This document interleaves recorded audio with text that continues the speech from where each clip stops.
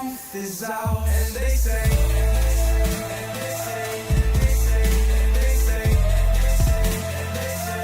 grace above, secrets staying hidden, man.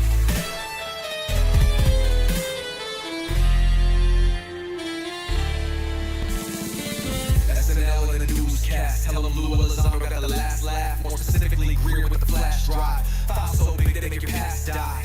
Jack Barron with the deep dive, reverse engineering crack with a keen eye. I'm embodying characteristics of the mystic. He knows he's so veridic. I just need time alone with my own thoughts. Storming after my mind with a false lock. My childlike wonder, my cosmic honesty gets turned out by blackouts and policy. Reality is catching up with me. My mind fights the veil of secrecy. With these briefings, they entrusted me. Looking down at my declassified deeds like no one man should hide all that power. The clock's ticking, I just count the disclosure hours. Stop tripping, I'm flipping off the cowards. Till then, that the truth is ours. Calicows, cosmic prowlers, lost in the majestic files and CIA towers. They said we're the abomination of science fiction, but now that man made the transmission. At the end of the day, I'm exposed. You know damn well, y'all feeling this. I don't know these feelings like I got my own dish. I know how it's right away when that shit. How's the truth doing? It's surviving. I was watching lights move, now I'm diving. Where the crazy at? Where they hiding? Got dots to make your life so enlightening. Now this could be a beautiful death. I'm jumping through dimensions, let go of the rest. Let go of the rest. This could be a beautiful death. Jumping up in our program, truth on my chest. Truth on my chest. You got the power to let the secrets go.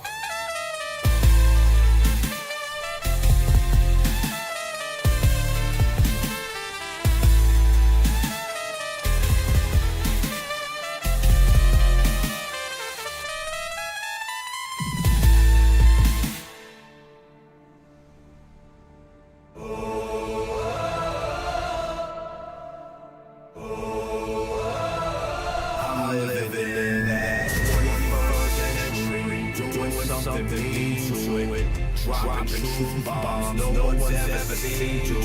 Screams from skeptics, yeah, I bring truth to it. I guess every whistleblower needs theme music. No one man should hide all that power.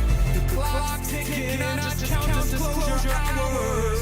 Stop tripping, I'm tripping off the towers. UFOs in the sky, they ain't ours. Systems broken, the truth.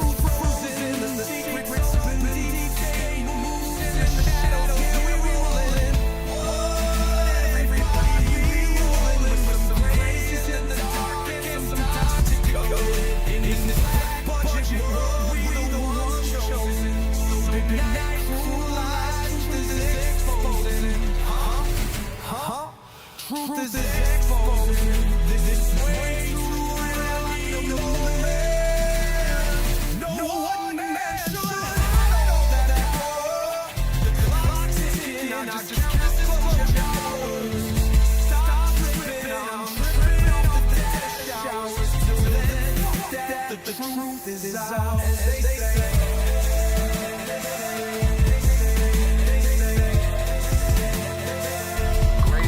Secrets staying hidden, man.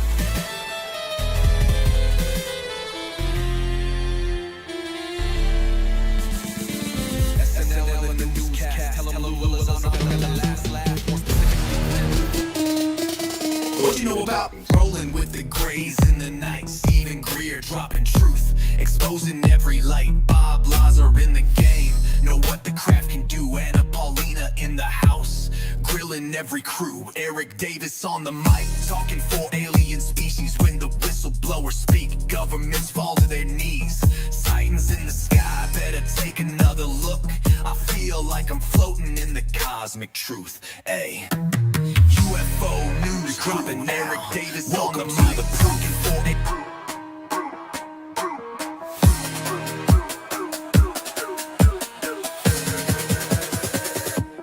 a data, Eric Burtison. The data confirmed their presence. Hey guys, I hope everyone's doing good today. What's going on, Chips? What's going on, Bearded Ninja? How you guys doing today? Let's get this ball rolling. Today was an interesting 34 minutes. That's how long that conference thing lasted. It wasn't that much. It was pretty short. I'm talking about the George Grush thing when he was up front there in Washington. Yeah, that was it wasn't a long time, dude. It wasn't long at all. I thought that was gonna be as soon as I seen it on the time, I thought it was gonna be like, hey, a little bit more. No, and then it was over. It was over before it started, really. Thought they were gonna be up there talking a lot more. You know what I'm saying? So it's one of those things. Thank you for your heart.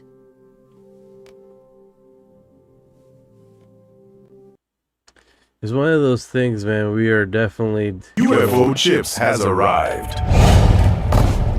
UFO chips, delicious. It's one of those things, man, that we are definitely entering a precursor of disclosure, right? Or what they try to say is disclosure. And hopefully we can get some more knowledgement about that, man. You know, I appreciate the hell out of you, Chips. You're a true one.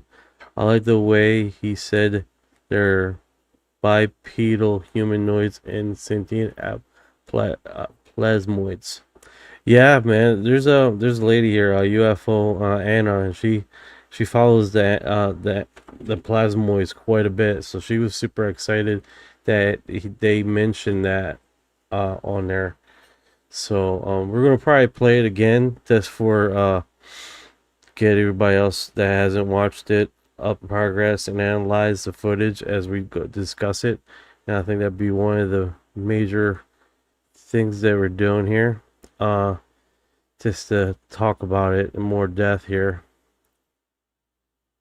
Let me go get the News Nation, because that's where I seen it. Actually, can I go to my history? My history should have it right up.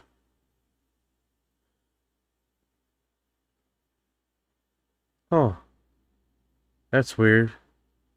I got it in my history, but it's like a frozen image now. I wonder if it's because it was live stream.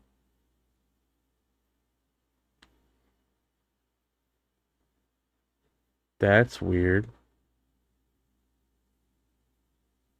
Yeah, let's shrink this down here. Broken Biker, what's going on, brother? How you doing? How you doing? I want to see if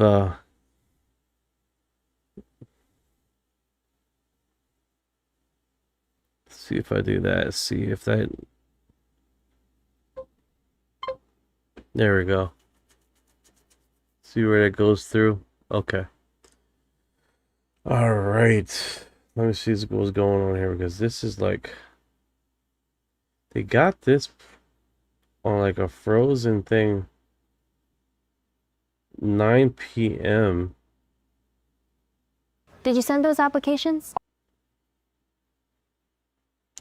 Are they replaying it? Is that what this is?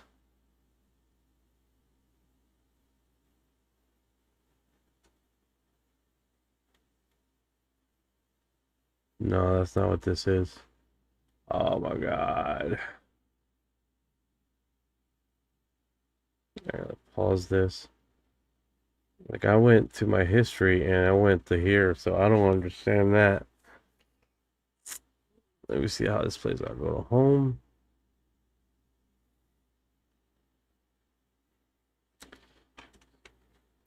So I just gotta do this manually.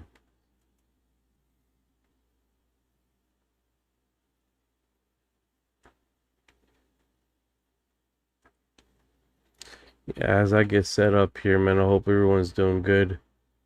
And then I gotta go into here. It's 34-minute. Let's just get this here. What is this? I don't need that. I don't need that. There we go. And there we go. Hey, what's up, Char? How you doing, Anderson? Charlie Anderson. Ah. All right. What do you think about the latest disclosure dump? Um, the May 22nd, I think the biggest we're getting crumbs right now, right? That's what we're getting. We're getting some crumbs. But that being said, you do have the PDF files that came out with some noticeable information there that if like the NASA memo that they sent to everybody that had experts in their leading fields plus military um, experts that were discussing about this, and they're saying that we are being contacted, we are being you know, being reached out to, you know, like it was, that memo was pretty cool.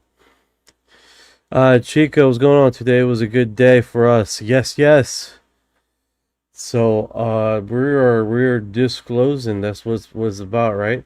So we're getting crumbs right now as far as disclosure and stuff like that, but I think this is just the momentum of building up, you know what I'm saying? And like right now, let's do this. Let's play a little bit of this. Oh, I got this on mute. Congress has held multiple public hearings on UAP, which is a dramatic shift towards transparency. And thanks to many members of Congress, the issue is now being taken very seriously. We, the people, are finally hearing accounts in a credible setting from firsthand U.S. military personnel about highly advanced unknown craft that fly rings around our frontline fighter jets. With President Trump's unprecedented directive to release UAP files, we are seeing more and more of these type of craft captured on various government sensors, and I'm told this is just the beginning. One of the aspects to the phenomenon that's spoken about with less frequency are close encounters of the third kind. Reporting by witnesses of entities of non-human sentient beings connected to the craft. Don't take it from me. Some of these reports come directly out of United States Air Force's own files. Where should you invest? Yo, when this was live, no commercials. Then now commercial. I got a mute button here as I play, right? I think it's really interesting what Grush said about the plasmoids and what that entails to us. Because these creatures are here, right? And they have been dealing with humanity for a very long time. And to believe that they're not is, I mean, I get on Facebook, man. Facebook is like still like way behind what we're doing right now. Like they are like not even close to understanding what is going on. Like people are still arguing. I was like, you guys are nuts. Like people like still doing that shit. I'm like, are you kidding me, dude? Are you kidding me? Have you even been paying attention? It is crazy. Oh. The phrase close encounters of the third kind investigated cases for the United States Air Force from 1947 to 1969. Dr. J. Allen Hynek. According to Hynek, it was cases like those that the United States Air Force desperately tried to keep secret. Because it's one thing to try and confuse the public with weather balloons and swamp gas, and another entirely different when dealing with credible reports of non-human beings on the ground. I personally investigated one such case for over 16 years. The case occurred in Varginha, Brazil in 1996 and involves dozens of first-hand reports of UAP and direct contact with living, intelligent, non-human beings who, according to multiple Brazilian witnesses, were flown out of Brazil to the United States in January of 1996. Recently, the former Brazilian Ministry of Defense, Aldo Rebelo, confirmed the incident. So you guys gotta understand the reason why he's talking about Brazil. This dude spent 13 fucking years researching UFO and UFO lore in Brazil. This guy spent 13 freaking years, bro. So he intimately knows about Brazilian UFO stuff. He's intimately involved in that shit, man. 13 years of being on the road and investigating Brazilian UFO freaking files and disclosure and going to these vaults and tracing down leads. Like, that's hardcore, man. Yeah, yes, Chips, a legend. Heard and stated, if the U.S. disclosed information on this case, then we in Brazil could do the same. Mr. President, I'm respectfully requesting that you declassify and release all files related to this case and others like it. We, the people, have a right to know. Reality should not be classified. Thank you.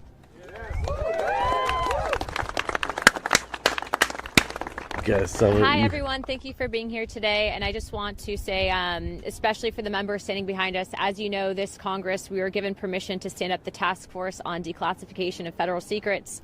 Many of our colleagues did not believe in this up until really the videos started coming out. And had it not been for the efforts of Representative Burleson, Burchett, Moskowitz, and the countless of other members who have backed us in this fight, you probably wouldn't see some of these files and videos that are coming out today. But it doesn't just stop here. For some time, we've been pushing for there to be legislation, whether it be whistleblower protections or the UAP Disclosure Act, and it's been time and time again stonewalled by various intelligence agencies and staff within the House of Representatives, which is why we are grateful to the administration and their effort, as well as Stephen Miller's office, in pursuing the truth, something that we all should deserve transparency on. And so our next call to action will be that we are meeting with the White House. We are requesting that whistleblowers receive temporary immunity or permanent immunity, and if they are able to divulge whether it is locations of craft and or advanced technologies. As you know, this is something that we are all wanting to know the truth on. And again, without your cooperation, we wouldn't have been where we are at today. And so thank you. I'd like to now introduce Representative Eric Burleson. Thank you all for being here today. I want to first begin by thanking everyone that's here, and I want to thank my colleagues behind me, this task force. We could not do this without the incredible leadership of Representative Luna and my colleagues on the team. We also wouldn't be here today if it weren't for the brave men and women who have come forward as whistleblowers, who have plowed that soil. We wouldn't be here without these individuals. And we also wouldn't be here celebrating the victories that we have were it not for President Trump. We finally have a leader that the... All right, let's do this. Captain Jenny taking command. What's going on, Jenny? American people can trust to challenge institutions that have grown far too comfortable operating without accountability. For decades, the American people have been treated like children, told that our government secrets that they don't get to know. Don't ask, don't expect answers, just trust the process. Well, the American people are done with that answer, and I'm done with that answer. Over the last 3 years, we have made more progress on this issue than at any point in modern history. We've held hearings. We've reviewed Russian and Brazilian records, including a...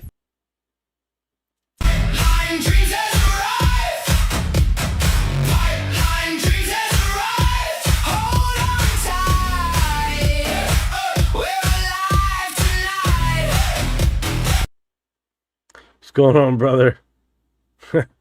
formal FBI inquiry into the 96 Varginha incident, where witnesses alleged the Brazilian military captured non-human entities and craft and buried the truth. Today, Aldo Rebelo, who was the Ministry of Defense at the time, came forward and admitted that this event was true. We've sent targeted inquiries into MIT Lincoln Laboratories, MITRE, and every government agency that's been connected to UAP. We've worked with lawmakers across 4 continents. We've sought answers on cases like Matthew Sullivan, a would-be whistleblower whose tragic death deserves far more scrutiny than it has received. We've obtained video evidence, including the MQ-9 footage of a UAP incident off the coast of Yemen, delivered to my office through what can only be described as a Tom Clancy-style dead drop. someone felt that they had, now think about this, someone felt they had to secretly hand information to an elected official, a member of Congress. Damn it. All right, let me do this a second here while we talk here and break this down a little bit. Okay. So I'm pretty interested on what Eric Bernstein is talking about, right? And how he's basically they're all strategizing, right? They're all strategizing on how is the simplest strategic way to get this involved, right? And I think all of them are basically what's going on, Termite, is they're getting instrumental here, right? The fastest way how to do about this. The fastest way is get the president to do a order. Do executive order, which would cut through all this jargon, and that's what they're doing. They're trying to get Trump to basically do executive order to literally cut through all the jargon of Congress to streamline this process, right? Basically, anybody that's in a skiff, anybody that has in contractable agreements with security and military and all this other stuff that has involved in this UFO, alien back engineering, non-human engineering technology, right? How about they do that? It's non-human tech. And I think that's the best way to go about it, especially because the Whistleblower Protection Act has died in the Senate. Yes, the whistleblower bill has died in the Senate. They were all happy, they were all smiling, and they literally put it to the side. So that being informative, we need to push this buck forward. We definitely need to get past Congress and all this, because there's a lot of bureaucracy going on both sides, the left and the right. They're both strategically slowing down progress here, and so you're going to later on reference this. No, 100%. I agree, Jenny. I agree. Oh. To Congress. They shouldn't. We are no longer asking hypothetical questions anymore. Congress is requesting specific records and videos. These agencies and contractors know that we know that they exist, and we're going to get them released.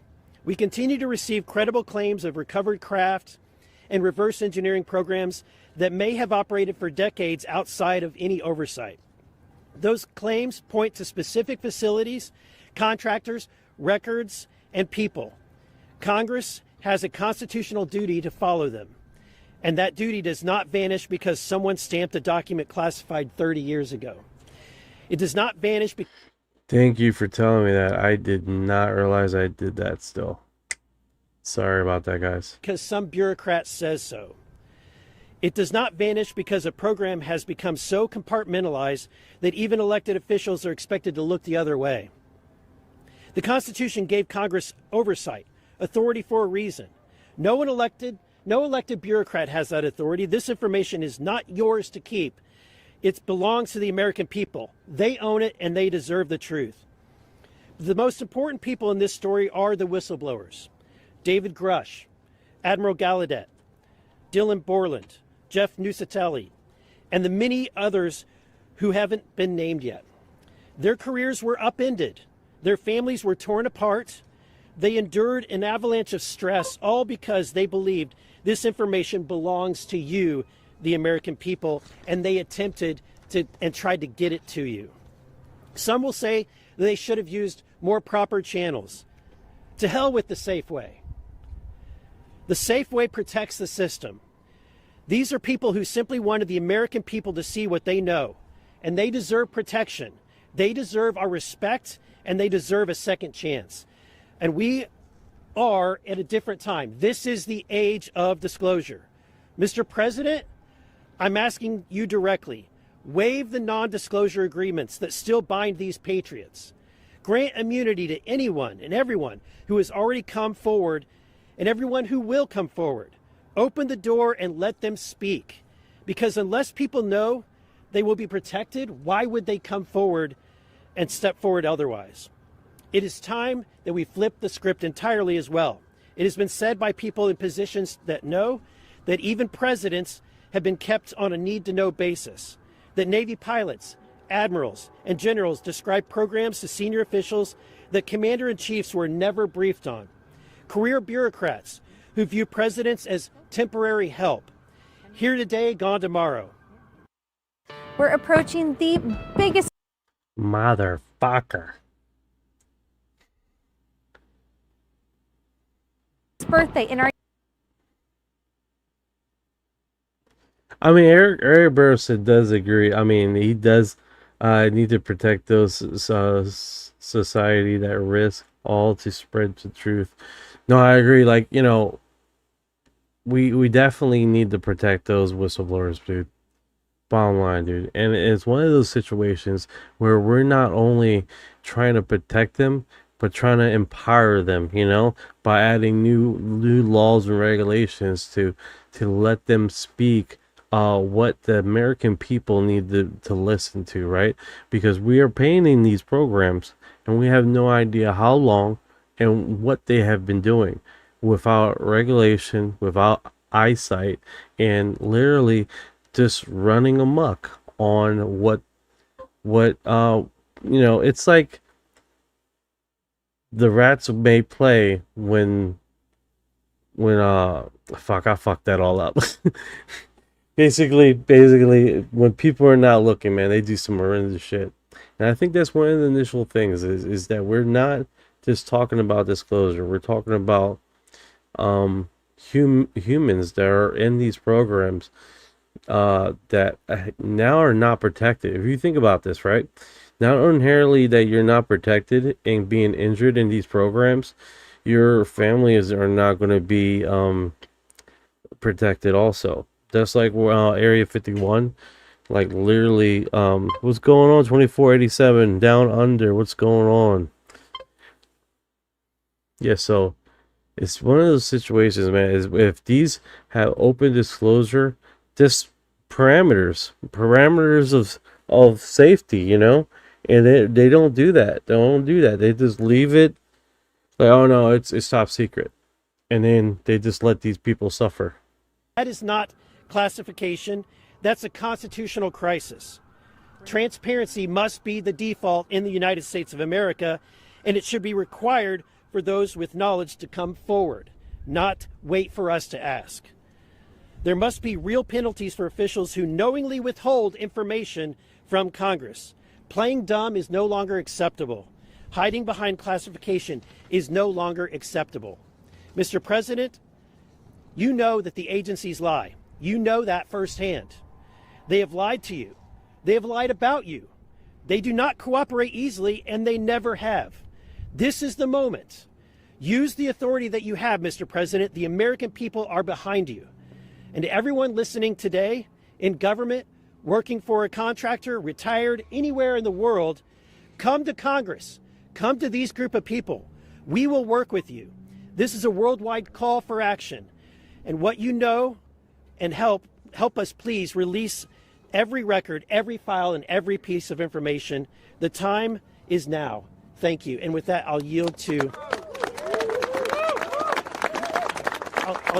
the General, Mr. Perry. What's that? Just be brief. Be brief, be brilliant, be gone. Well, it's good to be with you all, and it's great to be with my colleagues. Dude, I watched this earlier today, and I do not remember this guy. I don't even know why. I took a total blank when I seen him. Like, I seen it 34 minutes, and I don't remember this guy for some reason. I don't know why.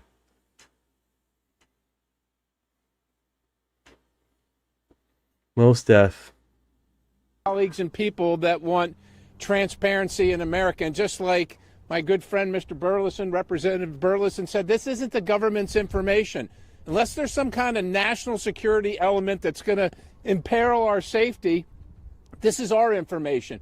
We should have it, every single bit of it, and you shouldn't be crazy, and you shouldn't have your reputation destroyed because you want to disclose. This is our government. This is our country. This is our information, and damn it, we demand it. God bless you. That's why I don't remember him. That was super fast, dude. So, all right. Thank y'all. My name's Oh, yeah. Congressman Tim Burchett, and I know you. Tim Burchett, it's a freaking accent was super strong in this time. It's super strong. Y'all got up this morning and said, "Dadgum, I hope I get to stand out in the heat and listen to some redneck talk and for too long." Well, I'll keep it short. I am a redneck, proudly, but it's a pleasure being here with you. I want to first salute the bravery of these folks standing back here on the back row for their guts. This country was not created by a bunch of meek pansies. It was people that took a stand, and these fellas took a stand, and thank y'all so much. I really appreciate that. I appreciate my colleagues in Congress.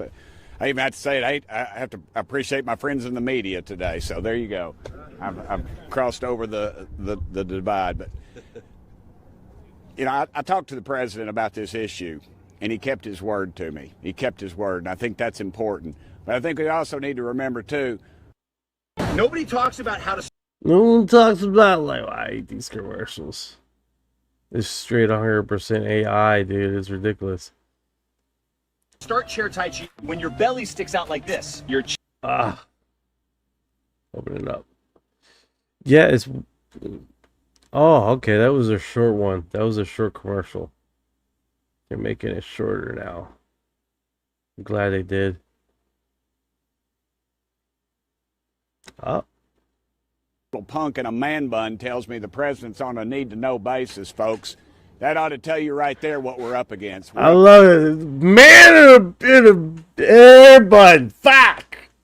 Ah.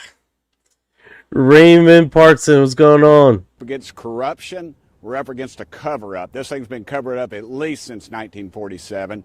Dadgummit, the public deserves the right to know. It's your dadgum tax dollars. It's not about little green men or... Or that man in a hair bun.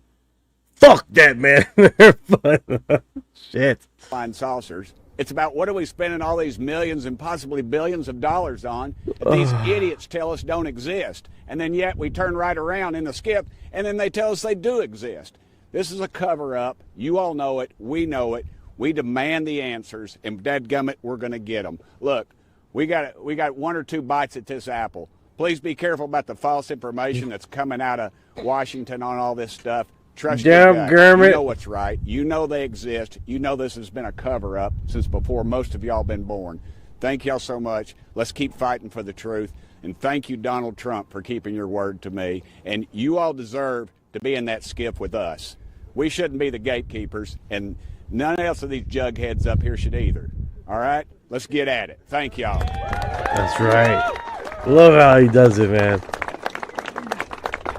And I don't care if he's across the aisle or not. He's one of the smartest guys I know in Congress, and he's one of my best friends. His name is Jared Moskowitz. Jared, come up here, brother. All right. So he's moving. All right, that'll be used in my primary. Wonderful. Oh, excuse me. I hate his gut. Thank you. Appreciate that. I don't have a plastic Jesus. Appreciate the correction for the record. Anyways, it's a pleasure to be here. It's a pleasure to be here with my colleagues. And let me thank the men and women behind them, not just for their courage, but for their service to the country. And that's what's changed. I mean, look, this conversation started years ago with people like the late Harry Reid, and then Marco Rubio and Chuck Schumer, and now my colleagues and many others in the House.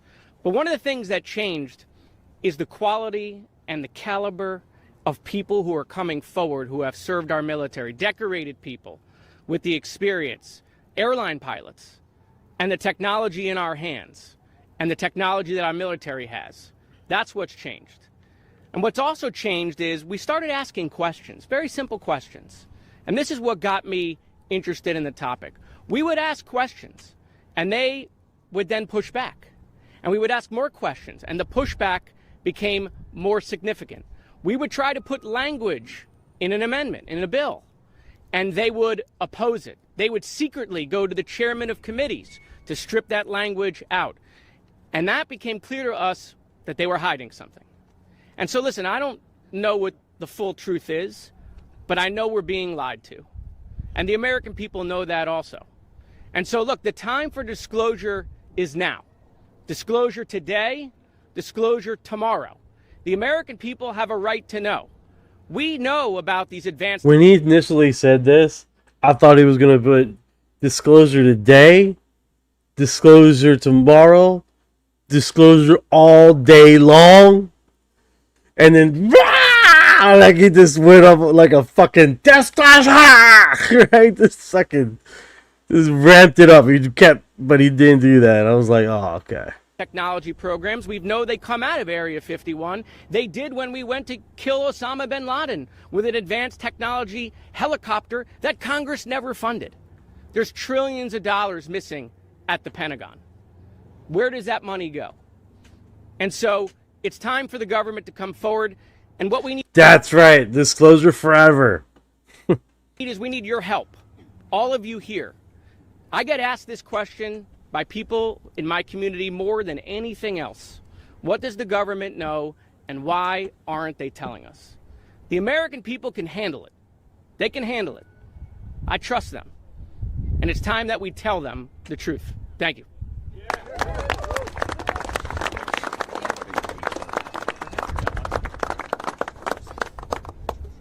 What? Introduce yourself. Yeah. My name is Leslie Kane. I'm one of the reporters who wrote the 2017 New York Times story that fundamentally changed the conversation about UAP. Oh my god, dude. I thought it was the Asian lady. Remember, you guys, I'm like listening to this while I'm driving, and I'm like, I'm glancing at the screen as I'm driving, and I'm like thinking to myself, like, okay, all right. And then when she said that, I thought it was the Asian lady that comes up later. Damn it. Okay.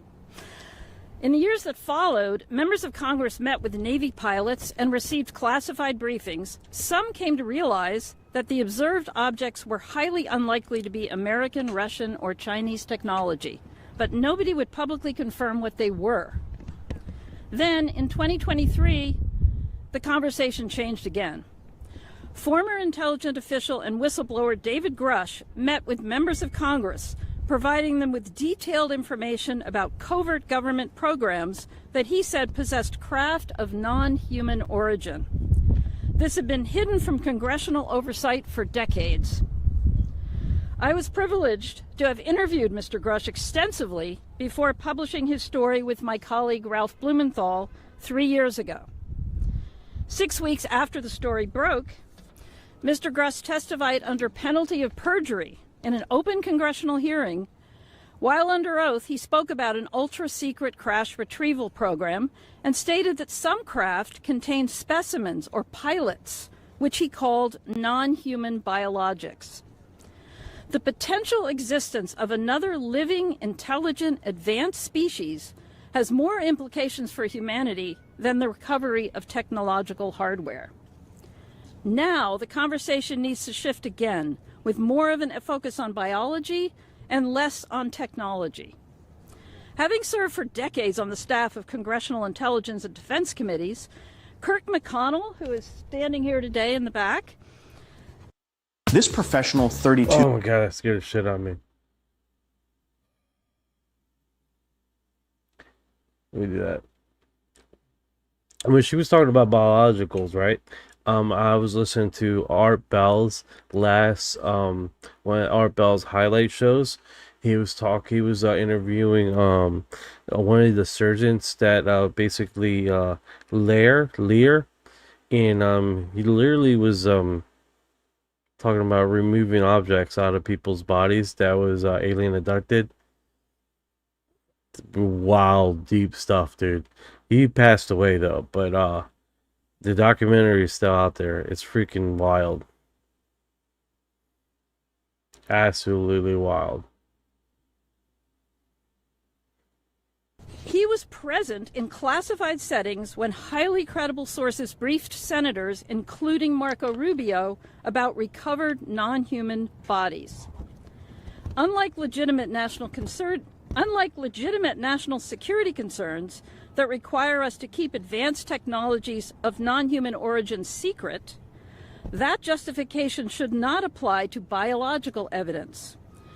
Knowledge of the existence of another life form, studied and documented by qualified experts, should not be considered a threat to national security. Keep moving this fucking camera, dude. By what authority can any institution withhold confirmation of what may be the most consequential scientific discovery in human history?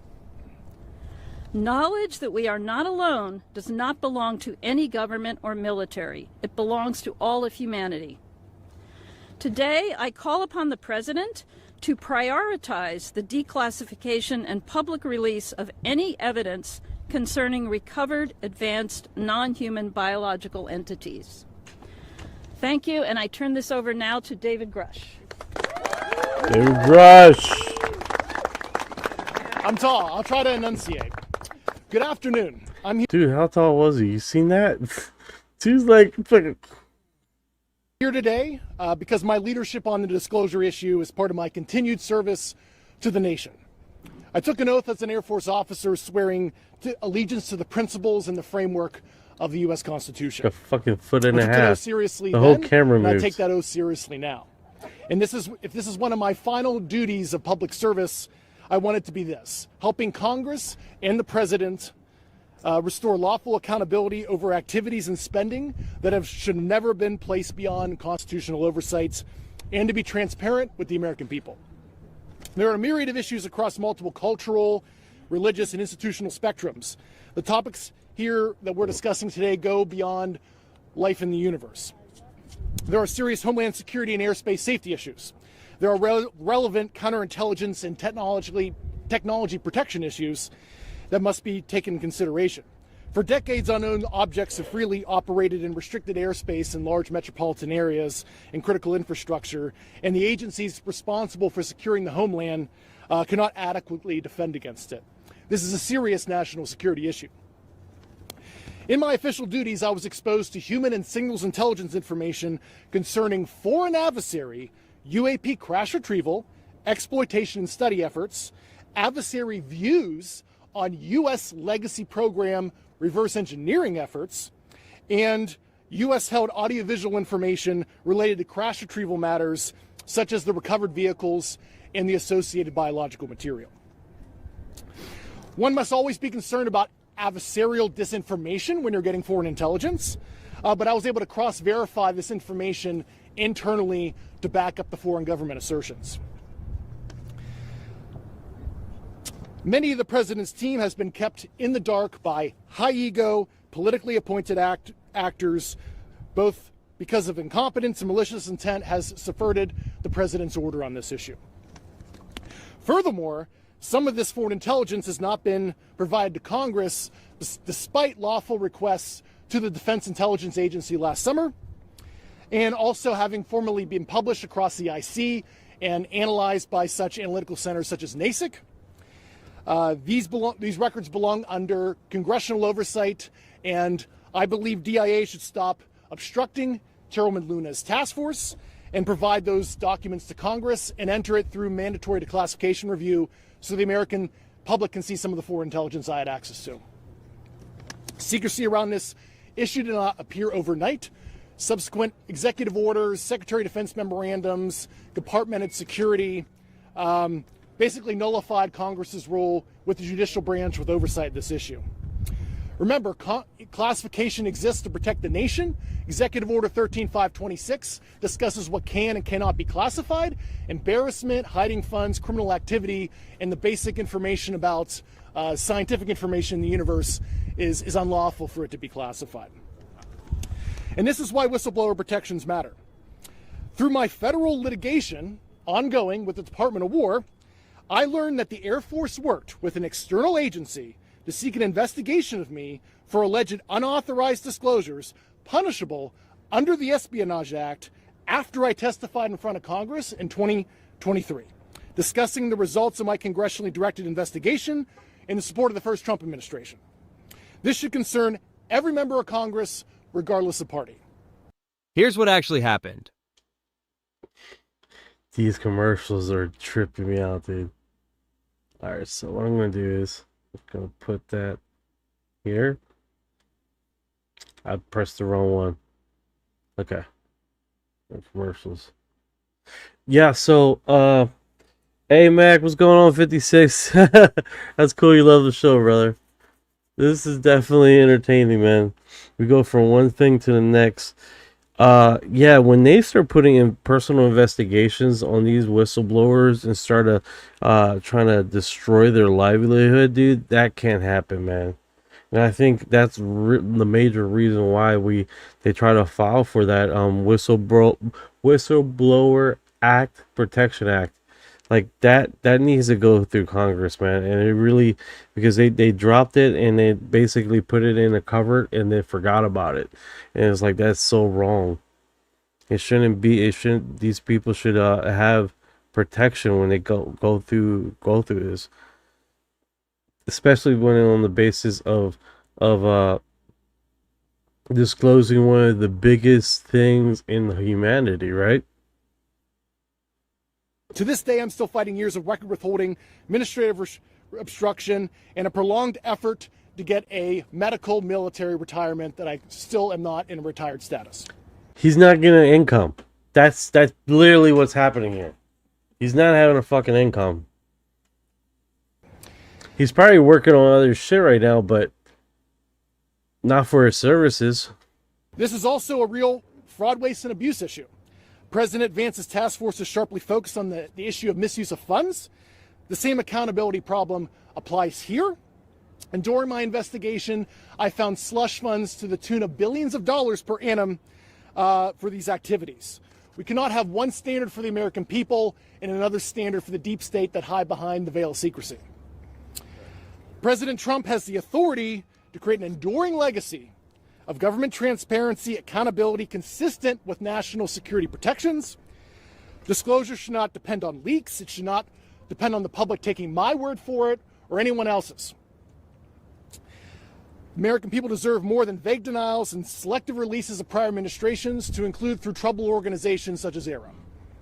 I applaud the president's efforts and his promise to show true American leadership on this issue of massive worldwide interest, over 1 billion views on the File Drop website. So the time has come to stop asking the public to trust secret conclusions. Instead, provide an honest accounting of what it knows, what it's done, and what has been withheld. God bless America. Did he say President Vance? Disclosure should not depend on leaks. It should not depend on the public taking my word for it or anyone else's.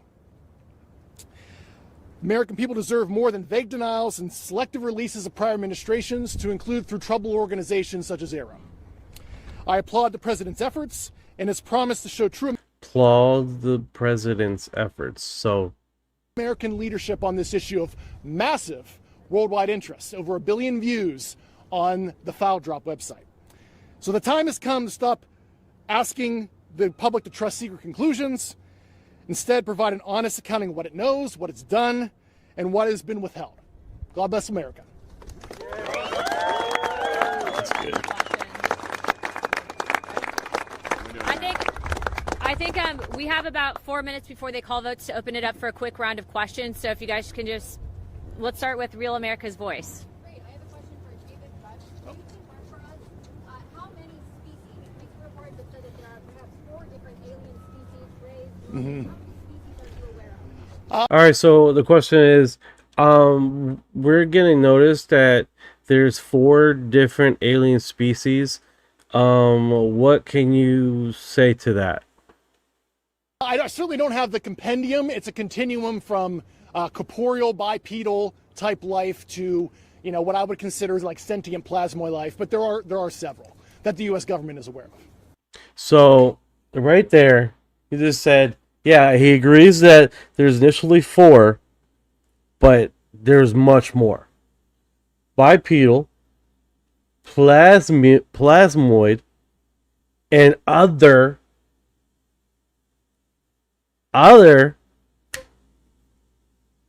sentient life that they're aware of. He just says it right there. Literally. That's America. It's a continuum from corporeal bipedal type life to, you know, what I would consider like sentient plasmoid life, but there are several that the U.S. government is aware of. There you go. There you go. So as disclosure increases, as disclosure continues, we're going to get higher numbers than the 4. Get you guys ready for that. There's going to be a higher numbers than the 4, and higher numbers than what Stephen Greer says, 69, right? He loves to stand on that number. They're currently right now, last time I checked, and that means like in 2002, we had 134 different species that have been visiting and coming in and out of planet Earth, and that either have touched, talked, or communicated in some way with the government. 134. That was the last number that I have seen. Now, if you translate that to different aircraft, you can see how that translates on how many different type of aircraft, spacecraft, or UAP or UFO, however you want to call it, are in the sky coming through, right? So inherently, not all these guys that come through have contracts, negotiations, have agreements, nothing like that. We're talking about these identities coming in, checking out, pitching up fish, aka us, and then dropping us like, because they don't give zero shits on what happens to us, right? So that has happened. And you can see that with the abductions, right? Like some of these are like, or there's some abductions like the insectoids, like the Greys, or like the Nordics, that take great care on when they take us and then put us back. They give the opportunity to put us back. See what I'm saying? Some of them don't even do that.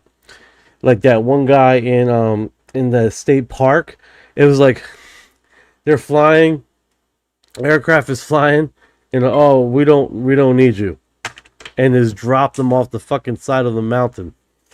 Just dropped them right off the side of the mountain, dude. He's like, he fucking hits a whole bunch of trees and all this other crap. Yeah, there's some that do not have the same temperament of care that other species do, and inherently they're not answering to anybody. Some of them are just not answering to anybody because there's no body to answer to, right?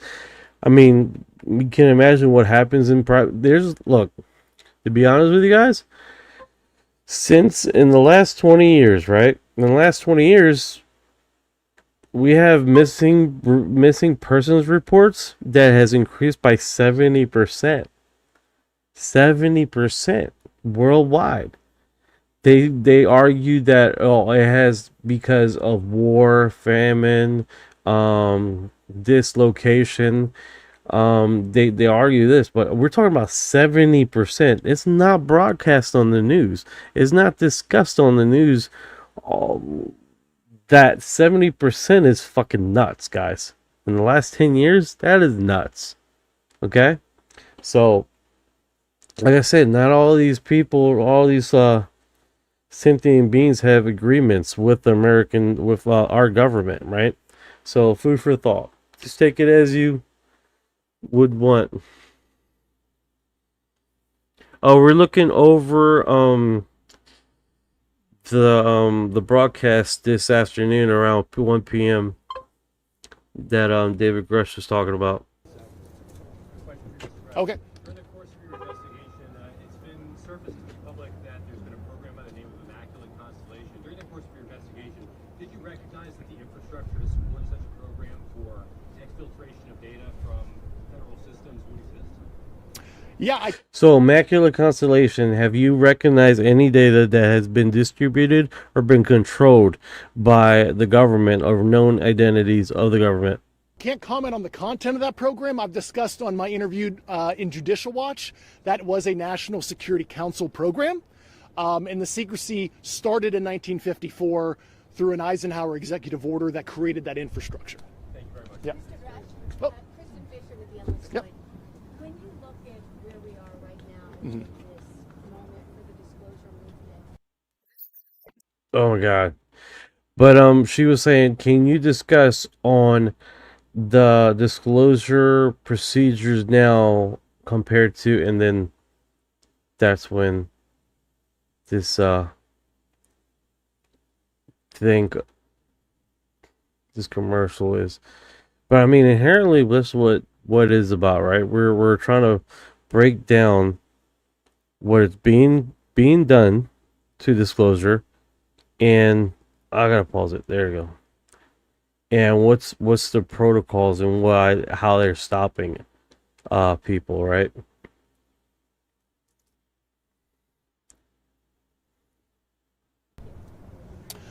I think the soft. Yep. When you look at where we are right now in this moment for the disclosure movement, what's at stake here? I think. Where you when you discuss disclosure and how it's been going so far, what is your foregoing conclusion with disclosure as it comes now? The sovereign contract between the citizenry and its government. I think the institutional rot that the lack of transparency on this issue is possibly going to cause an unattainable socioeconomic condition if the government is not transparent, akin to certain other. I don't want to say the Epstein files. That's a dirty word, but we could have that kind of scandal if we're not transparent on this issue. And do you have any advice for people who are new to the UFO topic, the UAP topic, who just don't know where to begin? There's just so much misinformation out there. What is your advice? Do you have any words of Beefsel that are new to the topic of UFO, and what because there's so much information and so much things to discuss on the UFO topic. For someone that is new on the UFO topic, what's basically? I would go watch James Fox's documentaries. I like the Disclosure is a great movie. That's a good primer. So, and there is a declassified 1971 Australian formally classified secret assessment that a couple years ago was put in the Australian National Archives. I encourage people to read page 7 through 16, and that was the nuclear branch chief of the Australian government discussing the U.S. cover-up and the involvement of the CIA back in the 70s. And that's actually a little-known document that is publicly available. David, question with whistleblower Matthew Sullivan. This part right here is what I was hearing about. I would go watch James Fox's documentaries. I like the Disclosure is a great movie. That's a good primer. So, and there is a declassified 1971 Australian formally classified secret assessment that a couple years ago was put in the Australian National Archives. I encourage people to read page 7 through 16. It's wild how he goes to a different country for a certain disclosure and paragraph. It's that I was listening to that and I'm like, man, I gotta remember that because that's super unique. And that was the nuclear branch chief of the Australian government discussing the U.S. cover-up and the involvement of the CIA back in the 70s. And that's actually a little-known document that is publicly available. David, question with whistleblower Matthew Sullivan. Is there anything that you know, or is there anything that ties into what is happening here today with his testimony that never happened because he died 2 weeks, I guess, before? That's an ongoing. It's an ongoing federal investigation. It's talking about discussions of some other freaking thing, some random other shit. Yeah. They're leading up, but a lot of the stuff that started happening and picking up speed is just weird that it somewhat correlates to the disclosure efforts. What was he coming in to testify for? That would be a question for Rep. Burleson. Who's coming in to testify for disclosure? Yeah, David. Well, yeah, Mr. Sullivan was on the Legacy program. I served on active duty with him in the Air Force, but I don't want to discuss details of his knowledge until the federal investigation is complete. Okay. Yeah, Joe? So, for those that are maybe not so familiar, can you explain right now what the roadblocks are? What is preventing lawmakers, and if lawmakers from visiting locations that have been critical to reverse engineering? So basically, what is preventing disclosure right now? That's. The knowledge is there, but the ability to go and see them. I'll take a stop at that. And the ability to pursue this. If Congress says we're going to go to Area 51, if Congress says we're going to go to Area 51, everybody says, go to Area 51, Burchett. All I'm going to get there is a good dadgum T-shirt, all right? We need to publicly... This guy, he's like the heat's making his accent stronger. Like the skin's stronger. Fucking accent, bro. I'm not hating that. I'm celebrating shit. Accent's strong with this guy. What's going on, Tab? How you doing? Tabitha in the house. Where is Tabitha? Tabitha has arrived. I told you I'd make it! That is awesome stuff, man. Got some huevos, some eggs. Let's do that. Boom. I'll mute it. And then we go to it. The moving van's already going to be there. The problem you have is that these things have been moved into private entities, so they don't have a FOIA. I could FOIA Ford Motor Company, but doesn't mean they're gonna do anything. That's why they moved it out of the federal governments, and that's part of the roadblocks. Other roadblocks we've seen. We tried to get a committee. We've had staff members try to block us when we first started this thing with that first hearing that Grush said that there's biological entities. They tried to move it into remember that Russian balloon that flew over? They tried to move it into that. And what was it? Chinese, excuse me. They're all together. I don't care. No, I know they're not. But they tried to move it into that. We had staff members try to block us.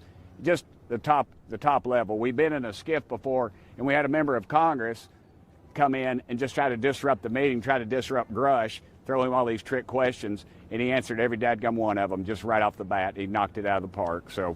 If there's before we have to go, because this is the last question, we do have a meeting set up with the White House. The White House is going to play ball on this. So as Rep Burleson and Burchett has stated. All right, here's the strategy. You guys I was talking about this earlier.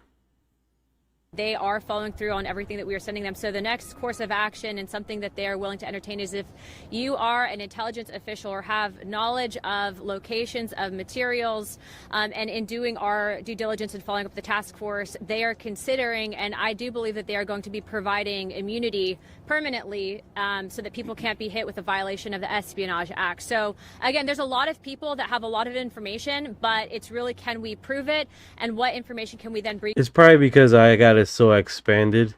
People say that like if I do that, it doesn't look like AI. But if I expand the screen, like people start saying that. For to the American people, so we are still relying on you guys. Wait a minute, let the guy he's had his hand up the whole time, ma'am. Go ahead. I have a question for Mr. Rush. There goes the bell.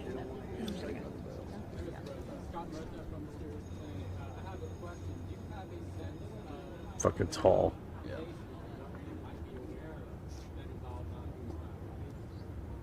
I couldn't hear him. Quite a few, several dozen. So that's an ongoing list. So can't give you an exact number because I didn't even have full access to that information. I'm gonna head out. Several dozen. Yes. Yeah. Thank you. Bottom line, we got to go vote. Bottom line, we wouldn't be here if it weren't for the bravery of these individuals who came forward, Mr. Grush, and all of the whistleblowers. We wouldn't be here if it weren't for the political courage of my colleagues who took this issue from being a fringe issue to being something that everyone is talking about and is no longer a fringe issue. And we wouldn't be here if it weren't for this president who has taken a decades-long request and finally brought us into the age of disclosure.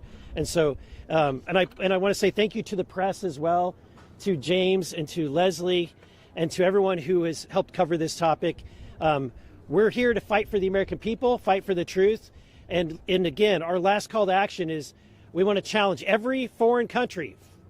Do what the United States is doing. See what we're doing here, and we want to see your country follow suit. And we want to see if any individuals have any information, do not be afraid to come to a member of Congress. We will protect you, and we will make sure that the truth is out there. Thank you.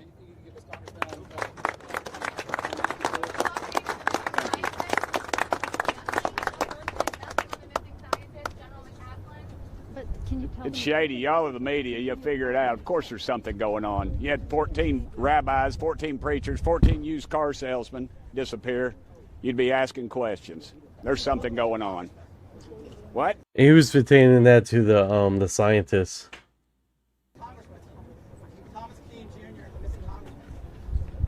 Nothing to do with UFOs. I think he's just ill. What's the biggest wow that you've seen, Congressman Burgess? Well, since you bear a striking resemblance to Steven Spielberg, I'm going to answer this. But Matthew McConaughey is going to play Tim Burchett in the Tim Burchett story, okay? I just want you to know that. All right. I got to go. Thank y'all. Hey, tell your people to call their dadgum congressman, all right? We want disclosure. That's all you got to say, disclosure.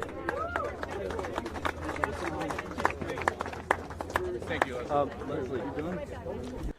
All right, while that closes down, the TMZ got him while he was walking out. We're gonna get to that next. Let me catch up with the comments here.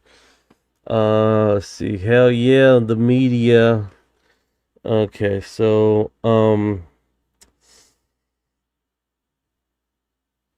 okay, I don't get that part.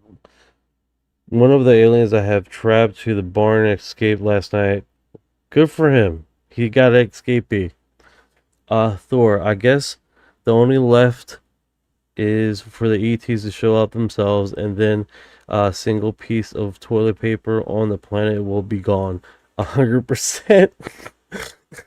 100%. So the Democrats can't pull the wool over our eyes legitimately. So now it's got through the UFO stuff in this 67. Okay, I don't get that. Bro, aliens show up, we will finally prove one thing. Humanity can turn literally any world change event into a complete extinction of everything. Piece of toilet paper on the planet, 100%. Ask the question, how many species again? I think he said 12. She mentioned 4. He mentioned 2 more species on top of that, and then he says plus more, basically more species than what the initial 4 that they suggested, right? Did you see the alien picture Trump released? Is it the one where they were walking, being escorted, like they were escorting the alien? If that is, yeah, I've seen it. It's been floating around quite a bit. I made a video of it. Okay, so I think the next one is Phil Snyder seems Republican underground the Phoenix airport. Hey, speaking about what is it? Is it the Phoenix airport? No, the Denver airport is now opening up their underground layer for transportation. You remember the corridor on the ground that goes miles and miles and miles? They're opening it up for local transportation, apparently, because it's so fucking huge. Like how you have miles and miles of freaking luggage movement underneath the airport. It makes no fucking sense. Was it TMZ?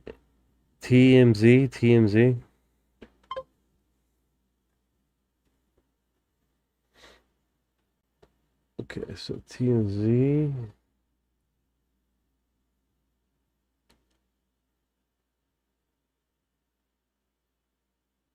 Yeah, they cover so much stuff, man. It's kind of hard to.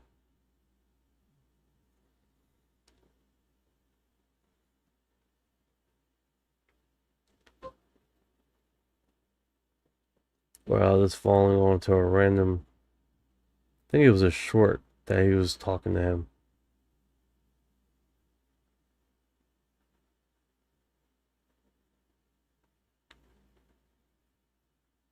He was walking, they were walking and talking. Yeah, that covers so much stuff. Yeah, it's the latest.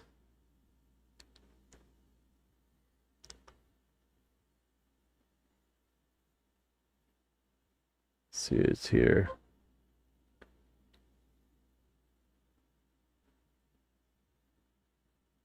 The one that I seen was on X. But you think it'd be here too, right?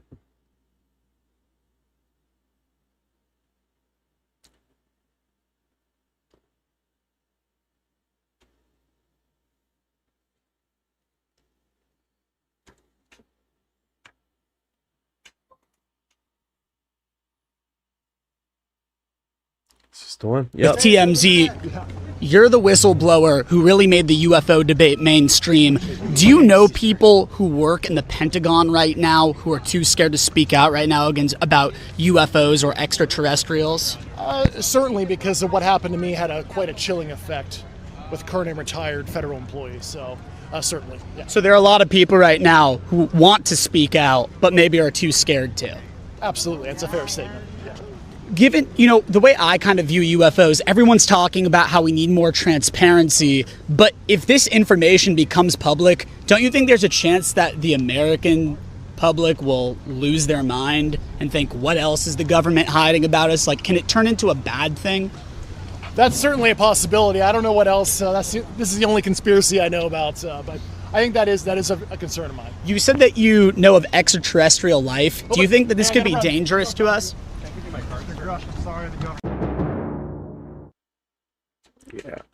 Yeah, TMZ's on it, man. Yeah, that's the one I wanted to show you guys. That this gets more and more interesting as we go along. I'll tell you what, dude. Because at the end of the day, they're discussing openly, and now they're discussing openly about how many extraterrestrials there are, right? Even plasmoids. How often have you heard of them talking about plasmoids? Not one time. I haven't heard any of these whistleblowers until just recent them talking about plasmoids. Plasmoids. And if anybody's wondering about the plasmoids, yeah, first time, right?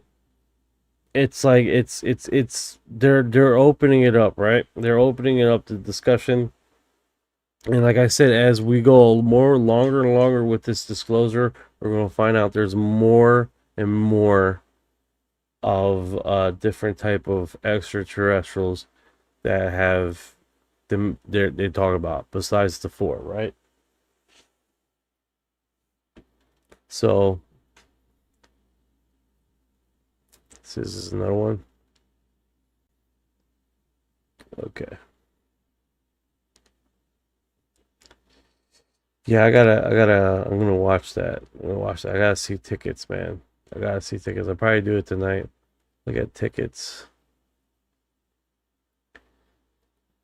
But this is Stephen Diener here, UAP Podcast, back in DC, as you know, and well, this guy here, the one and only Jeff Nusatelli. Jeff, it's a pleasure to be here with you in DC again.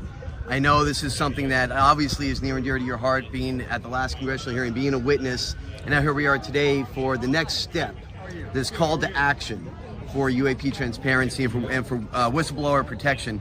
So what can we expect from this press conference today as we are here gathered around to hear more from David Grush and others? I'd say expect the unexpected.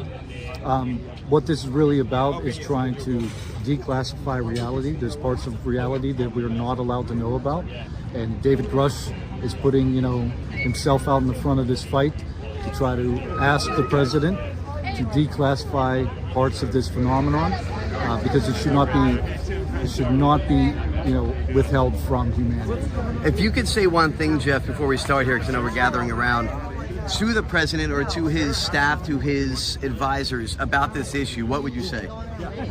I would say that we, the people, have the right to know what our government is doing, and our military members have a right to know that they're engaging in this phenomenon, and we need to bring this out in the open. We need to destigmatize this topic so the people, we the people, not celebrities, can feel comfortable starting to share their experiences. That's what this is about. This is about the people. It's not, for me, it's not so much about crashes and recoveries and technology. It's about what this phenomenon does to us and how it affects us. Very good. Jeff dude.Ey, thanks, buddy. Good luck today. Thank you. Thanks, guys. You see this where you go through all of them. You get all the inside and out, before and afters. we cover it all here. Before the wedding, after the wedding, the buffet line. We get in there. Make sure we cover all angles here. Because that was like a 30-minute thing. It was it, man. What's this one? This moment customer okay.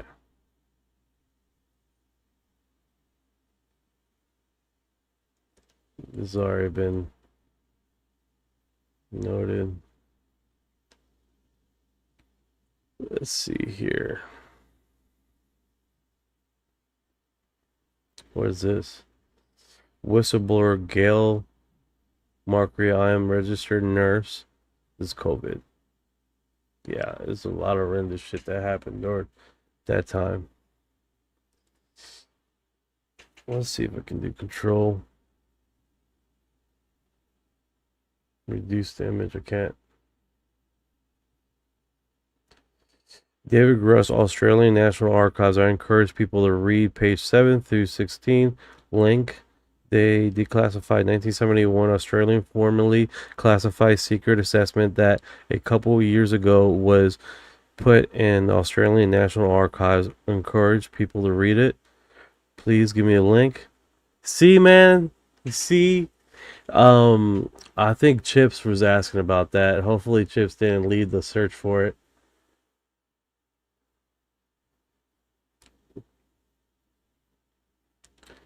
Put that in the chat here.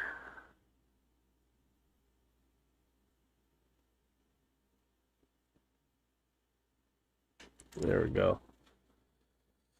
So, okay. Let me put that in the Discord also,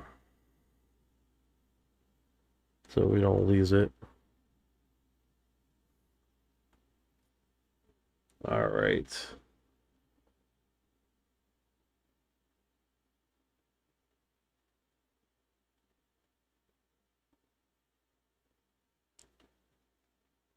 Oh man, it's loading.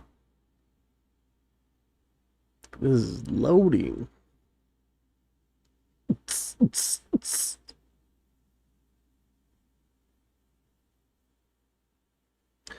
Okay, so he said page 7 through 16. Let's speed this up here. Let's get Orion here to fast forward us. Hey Orion, we just finished watching David Grush with the meeting that he had in Washington. They mentioned about basically this Australian National Archive, page 7 through 16. Yeah, I highly encourage us to read it.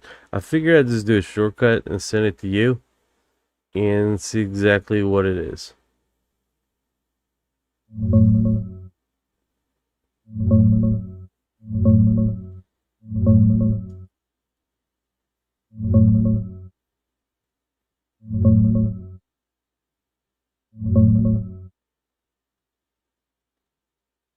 It's a 1971 memo by Harry Turner, head of Australia's Joint Intelligence Organisation Nuclear Branch. He reviews old US Air Force and CIA docs and basically says, early investigations found real objects with impossible flight tech, likely extraterrestrial, but the US ran a deliberate public debunking campaign to hide their own reverse engineering efforts and keep the Soviets from panicking people or getting ahead. He calls out the CIA's role in pushing the ridicule strategy while secretly funding anti-gravity and saucer projects. Turner argues Australia shouldn't just copy the US public stance and should study it properly instead. It's an interesting historical intel assessment, but it's still an analysis of old reports, not hard proof of anything. Worth the read if you're into the history, though. Alright, so that's basically... Yeah, that's the gist. Anything specific in there you want me to dig into or explain further? the anti-gravity research.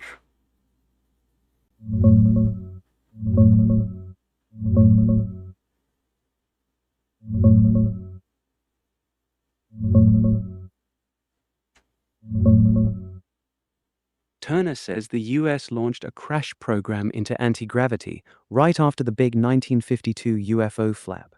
They funded universities, top physicists like Oppenheimer and Teller, and companies like Glenn Martin, Convair, and Sikorsky.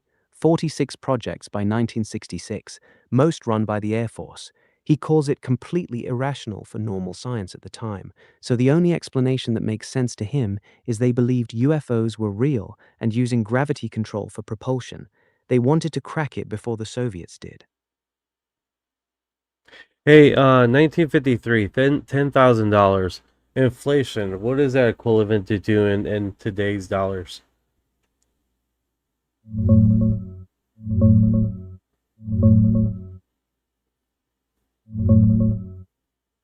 About $125,000 in today's money. 10 grand back in 53 had the buying power of roughly $125K now. They're talking right here on 7. Control of public awareness of the UFO situation was tightened by the issue of the JANAP 146 in 1953, which prohibited the service personnel from discussing UFOs by threatening defaulters with up to 10 years goal and up to $10,000 fine. So $120,000 in today's money. When service personnel resigned or retired, however, it was possible to reveal USA Air Force altitude opinions even if the actual data was still restricted. In this way, many intelligent officers associated with the UFO problem, including Major D. Fornan, who was Blue Book project officer at the Pentagon until 1952, Captain E. Rebel, who headed the project. Yeah, that part's key. They're saying the military basically gagged their own people with serious prison time and massive fines, but once officers retired, they could talk more freely. That's why you got people like Ruppelt and Fournette dropping hints later. The system was designed to keep serving personnel quiet, while the brass still got the real story behind closed doors. That's interesting.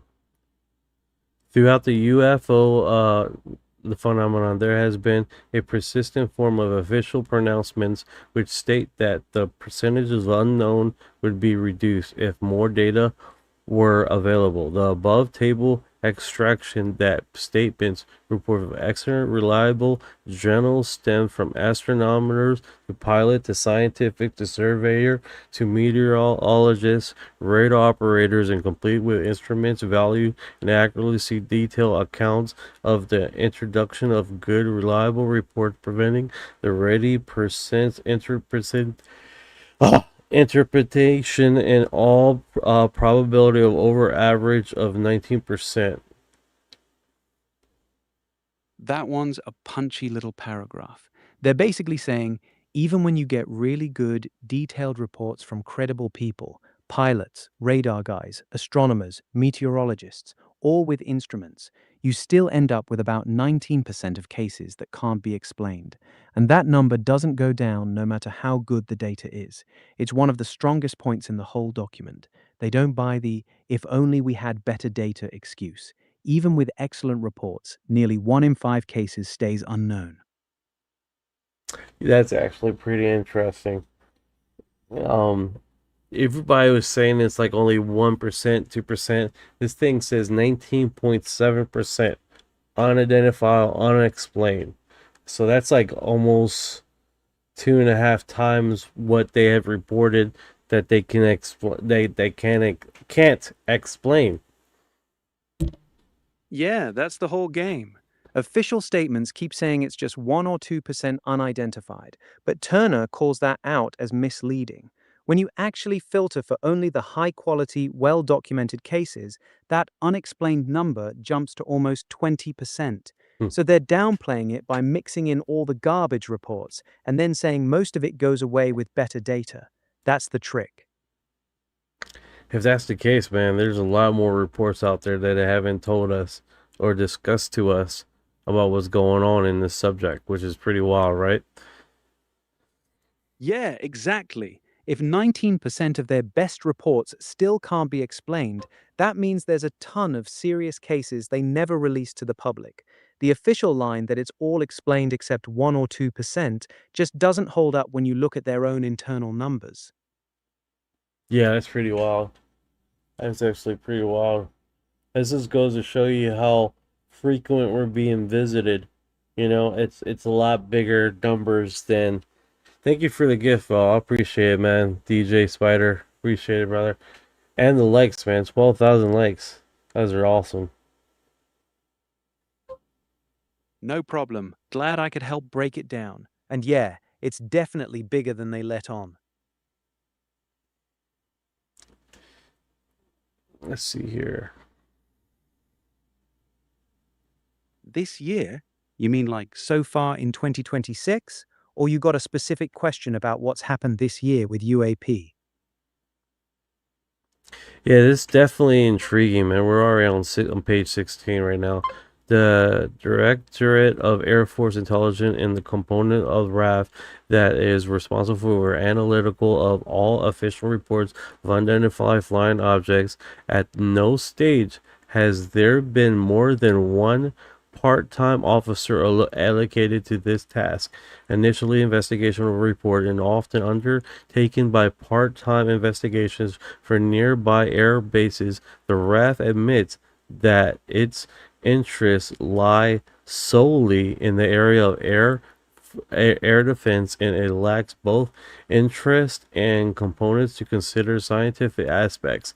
Of 1957 request for scientific intelligence sections of JIB to accept UFO responsibility was rejected by JIB in 1968, and the Department of Office statement that it intended to take up further the question of Commonwealth Department and Defense Supply Educational Science Prime Minister Department, and to see whether some Commonwealth agency is better to be assumed to be responsible for this unidentified flying object. So basically, they're saying the Air Force is not taking this serious. Someone else needs to take responsibility of this, a different platform. That's what I'm understanding. Yeah, you got it right. They're admitting the RAF treated it like a side gig. Literally one part-time guy handling everything. No real resources, no scientific interest, just is it a threat to airspace, and that's it. Every time someone tried to hand it off to a proper scientific or intelligence group, it got rejected. So for years, one of the most reported phenomena in the world Wait a was stuck second. with whoever had Memory serves me right. Wasn't there a letter 1961 about radio band best communication to talk to alien contact or extraterrestrials, 1961, in reference to the restricted air radio band that was restricted like 10 years earlier.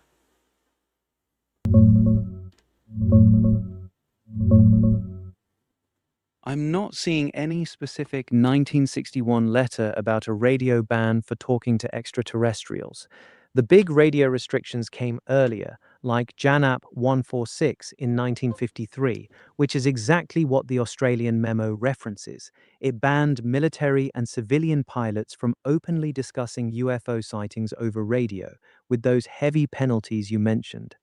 The 1961 stuff people talk about is usually either the Betty and Barney Hill abduction case No. or the start. What radio band frequency was restricted prior? It was like almost 10 years ago. I think it was 1957, 1953, and then it was a memo in 1961, 5 years before we had the big wow signal.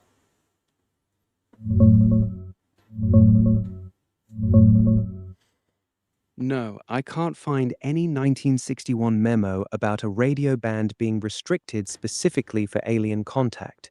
The main restriction you're thinking of is still JANAP 146 from 1953, which banned military and aviation personnel from openly discussing UFO sightings over radio or public. No. It's not that. It's not that. What radio ban is restricted for people using it? Civilians.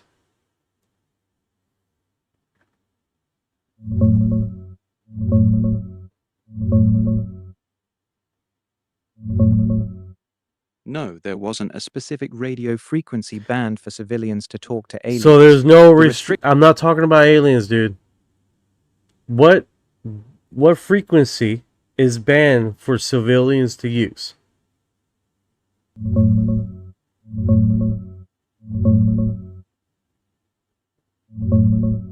No, there wasn't a specific radio frequency or band banned for civilians. JANAP 146 didn't restrict any particular channel. It just said you couldn't openly broadcast UFO sightings over the radio in plain language. You had to file a special secure report instead. Okay, it so applied to both military. the JAP 146, right?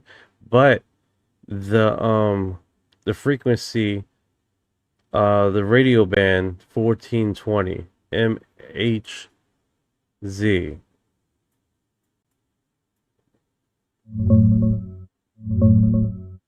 $1420 megahertz, that's the one you're thinking of.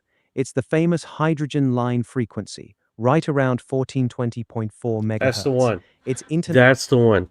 They did a memo, 1961. I think it was in the government, or maybe I'm pronouncing it, or maybe it's not called a memo.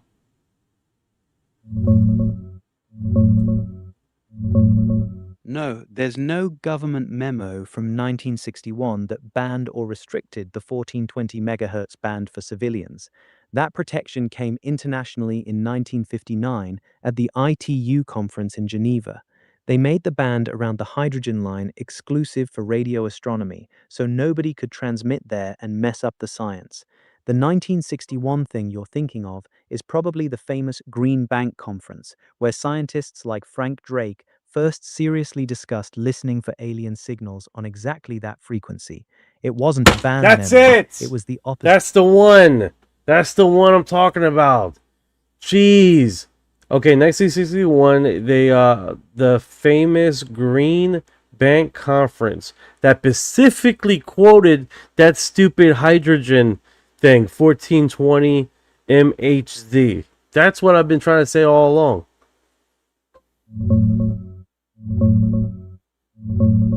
Got it. We're on the same page now.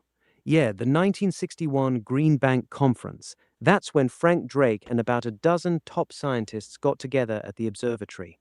That's where he rolled out the Drake equation for the first time to figure out how many alien civilizations might be out there broadcasting signals. They zeroed in on 1420 megahertz because it's the natural frequency of hydrogen, the most common element in the universe, so any smart civilization would probably know to use it or listen around there. It wasn't a government memo banning anything, just scientists picking the smartest frequency to search on. Alright, so what do you call when it's restricted then? For civilian really called use? A ban or restriction on the frequency itself for civilians in the way you're thinking. It's simply called the hydrogen line protection or the 1420 megahertz radio astronomy allocation. The International Telecommunication Union set aside that specific frequency band so no one is allowed to transmit on it. Governments, radio stations, cell phones, military, civilians, nobody. It's reserved So basically they restrict that radio band. They made this conference you're talking about, the famous Green Wall conference, that talk about this actual radio thing, right, in 1961. Now, back to my point before we got down this fucking rabbit hole of this misinformation, discommunication, right? What I was stating here is they were saying in the memo of JPEG 146, basically stating about between 1960 and 1965 of basically talk to communication with extraterrestrials that shouldn't be talked up on the radio. It almost inherently feels like that band aligns with the conference from 1961 that it referenced the best communication with possible extraterrestrials.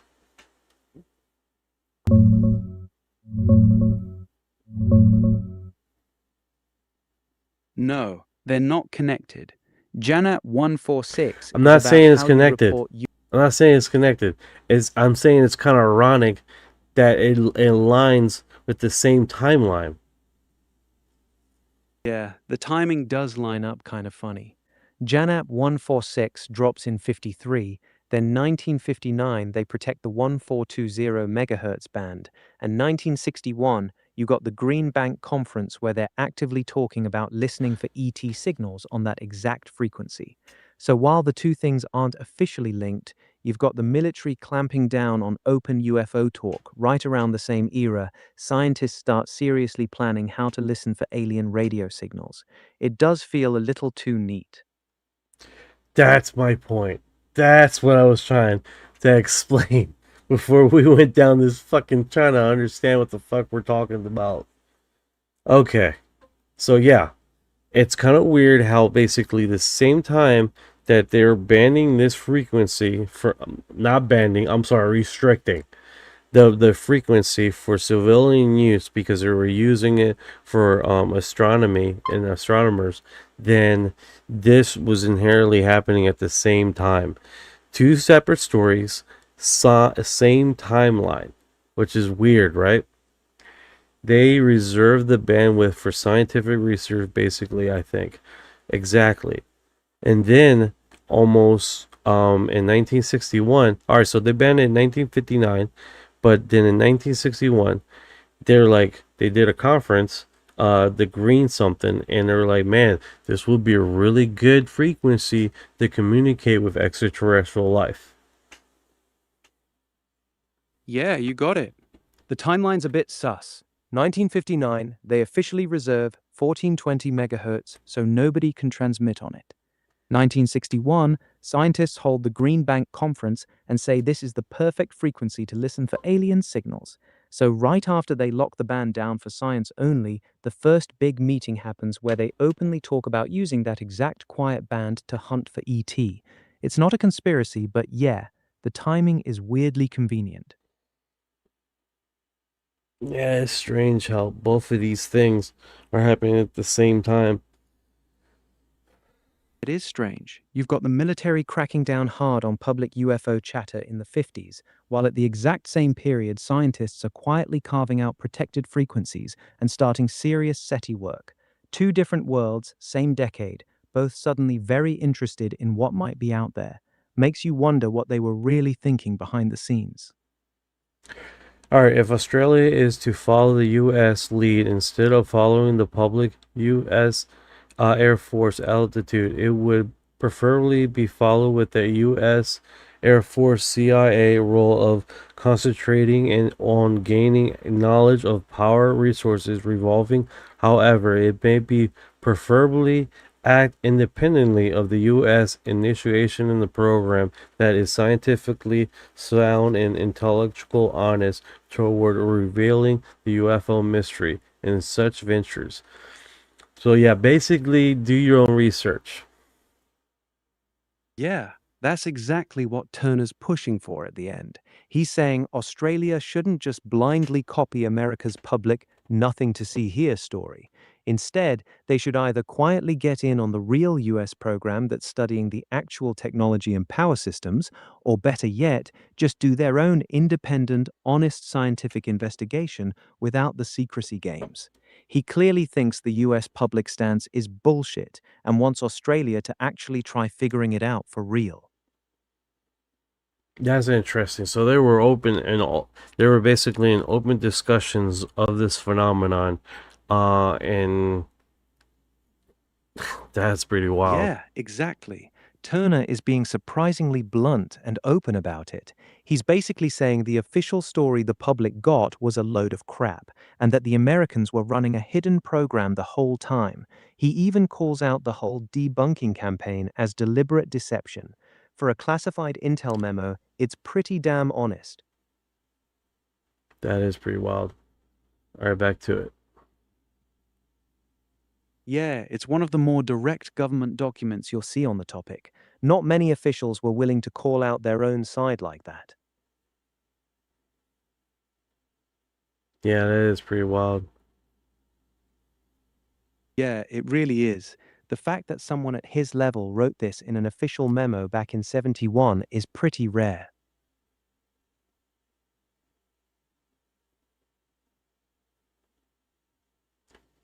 Yeah, it just adds on to this. Breaking news: orange wristband reversible. What? Man, people, man, with their random shit. It's wild how all this random stuff keeps piling up. Makes you question a lot of what we've been told, right? That's funny. They got him as the Matrix. Yeah, sometimes it really does feel like we're living in the Matrix.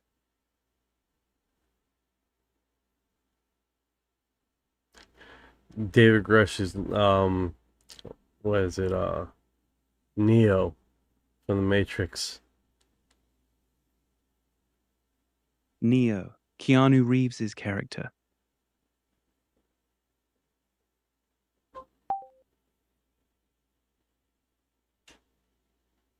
All right, let's see here. Okay, we had to do that. As soon as they start doing that, I get fucking infractions.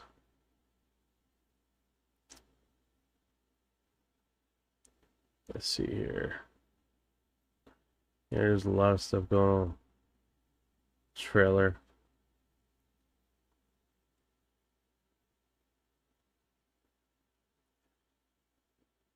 Citizens for disclosure.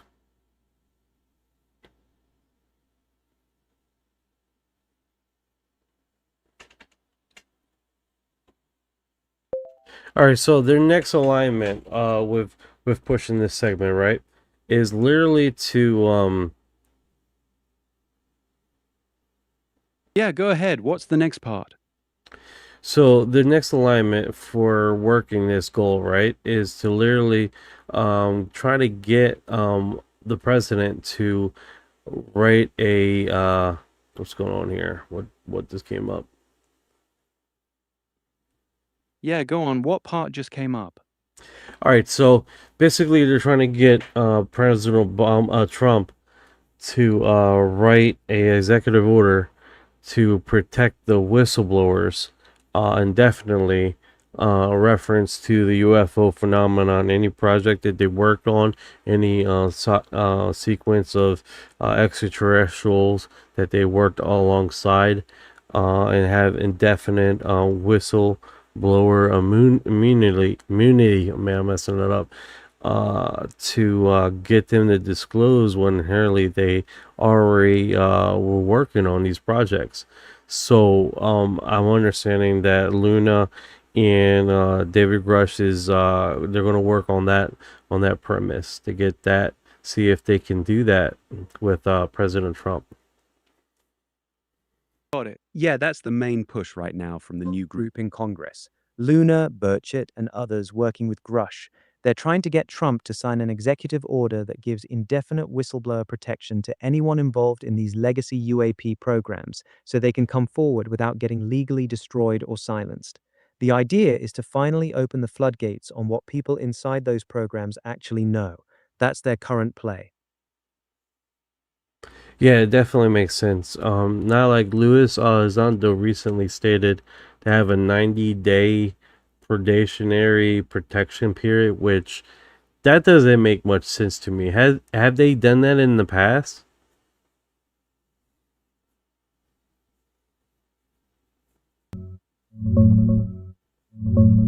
Yeah, that 90-day thing has come up recently. It's not a standard preliminary protection period that's been used before on this topic.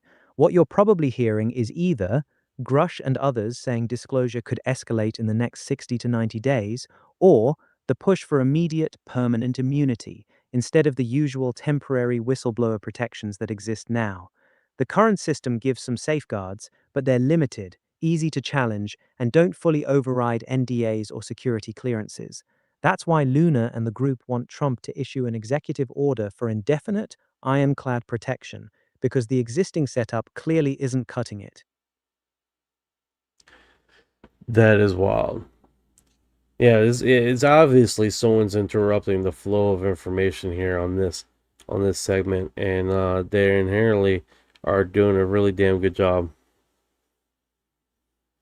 Exactly. Somebody's clearly still gatekeeping hard. The fact that even high-level whistleblowers like Grush still can't speak freely after years shows the system is working exactly as designed to keep the flow of information tightly controlled. Which leads into the executive order. Exactly. That's why they're pushing for a new executive order. The current whistleblower protections clearly aren't enough, so they want Trump to sign something much stronger, full, indefinite immunity specifically for people coming forward on UAP and non-human intelligence programs. That's the only way they believe the real information will finally come out. I think that's Still the only wild way, how right? much is... Say what? Yeah, pretty much. Without serious ironclad protection, most of those people inside those programs aren't going to risk their freedom or their families. No, I 100% agree, and it shouldn't be no reason why they should, you know. Exactly. There's really no good reason to keep hiding it at this point. The longer they drag it out, the more it looks like they're protecting something they shouldn't be. No, 100%. It's one of those situations, dude. It's like, uh, either get out of the kitchen or start cooking. Exactly. Either shit or get off the pot. Hell yeah.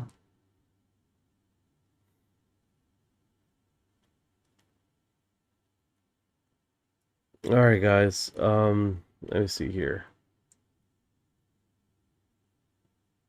I'm right here. Let me know when you find it.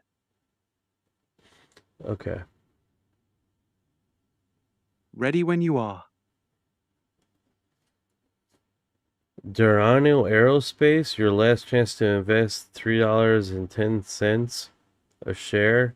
The future of flight is being built for your garage. Invest in the company.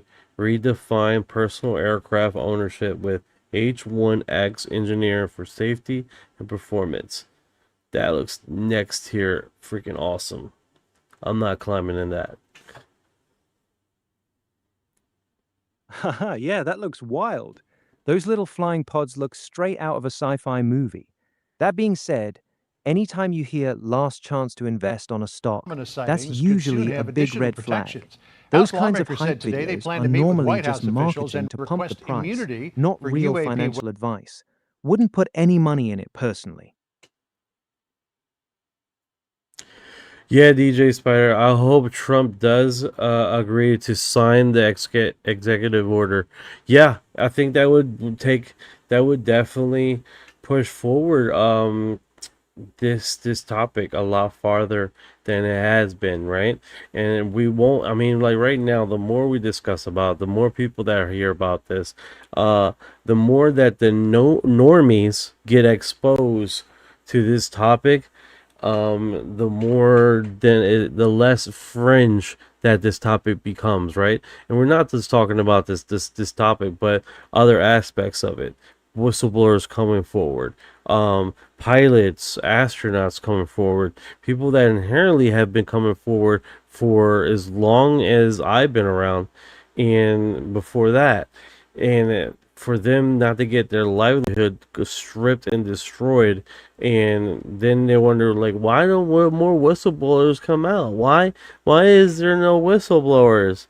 And it's like, yeah, it's because they're freaking terrified, and they're living for their livelihood, and their livelihood just got stripped from them. I mean, it's inherently, that's one of the major reasons. That's why you hear a lot of these whistleblowers that come out after they've been retired for a very long time. Okay, I'm about to leave this world. Let me drop some crazy info. You know?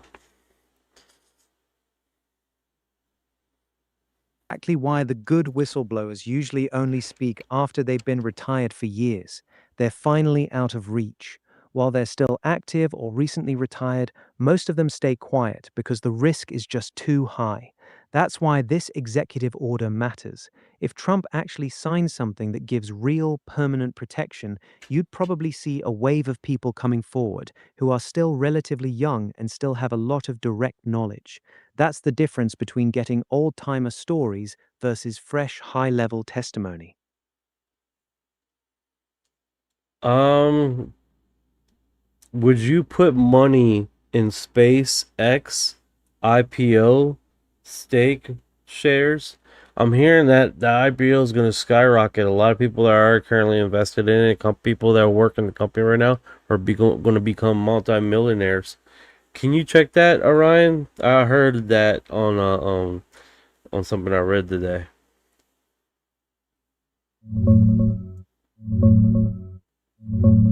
No, I wouldn't put money in the IPO at $135 a share.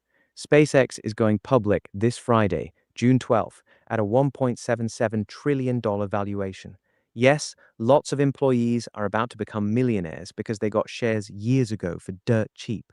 That part's true, but buying on day one at that price?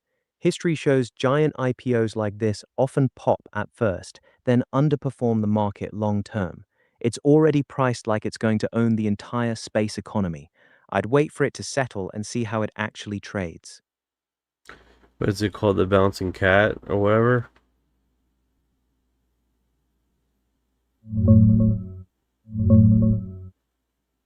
You mean the viral videos of cats standing straight up on their hind No, legs? no. There's a trading term. The bouncing cat, or the bouncing, basically when money gets dropped at a certain speed and then it bounces when it hits its pivotal, like dead end, so it bounces off the bottom and it has a bounce. It's called a bouncing cat or something.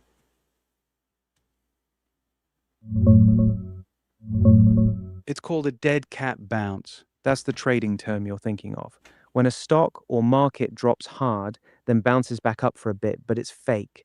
It quickly falls again. Just like the old saying, even a dead cat will bounce if it falls from high enough. You were super close with bouncing cat. Most people just call it a dead cat bounce. Messed that all up. Okay. What's going on with Bob Lazar?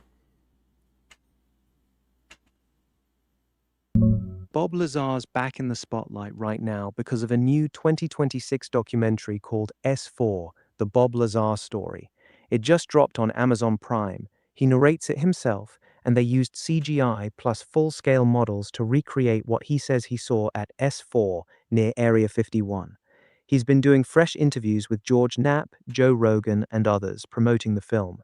Same story he's told for decades, working on alien craft propulsion, Element 115, the whole thing. Nothing new on the credibility side, though. Still no school records, no co-workers confirming he was there, the Hmm. usual debate. I'm listening. I'm listening. Gotcha. I'm right here with you. Take your time.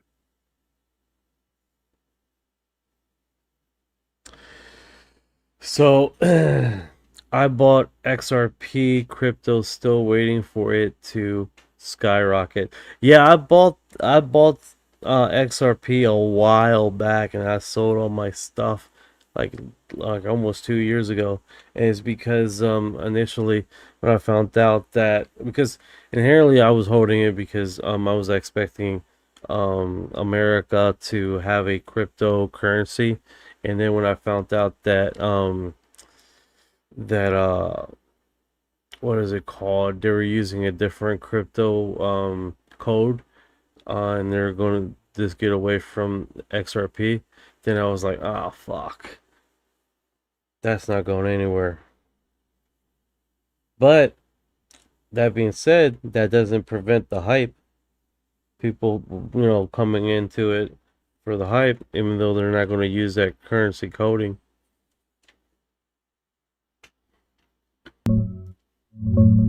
XRP is currently sitting around $1.16 to $1.24.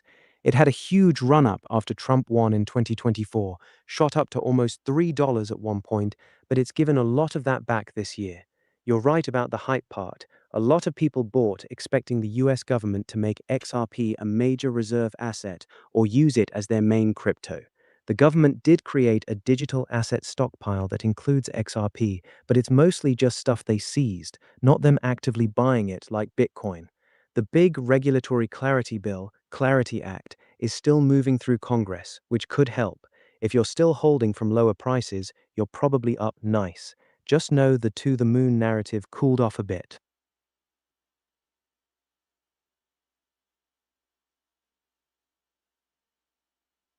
Good times, good times.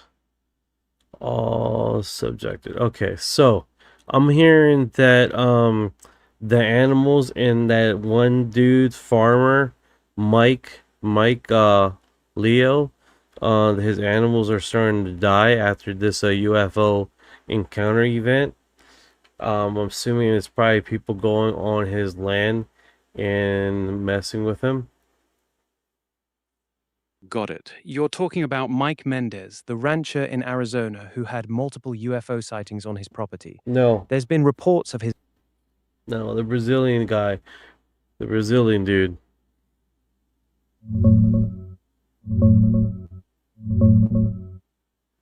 Yeah, that's Mike Leao, the Brazilian guy who went viral a couple weeks ago after filming lights near his property in Paraná. He says after the video blew up, people started showing up, trespassing, damaging stuff, and some of his animals have been dying, including his pet goat, Margarita, and some others that were apparently run over inside his property. He believes it's intentional harassment or intimidation. You're probably right. Most people following the story think it's just crowds of curious people or opportunists messing with him because the video got millions of views, not anything to do with the lights themselves. The UFO part itself has already been debunked as lights from a distant campsite.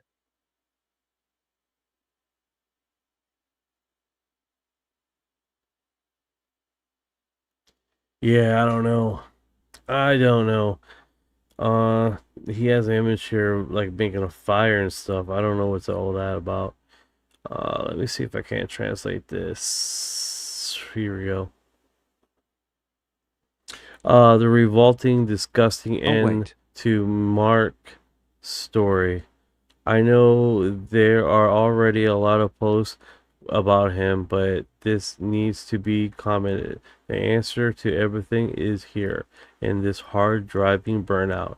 If someone invaded your property, kill all of your animals and have cameras, we'll keep those videos like previous mental analytical, every single frame of them looking on clues.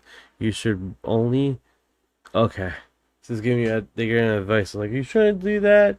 You should only do it under these circumstances.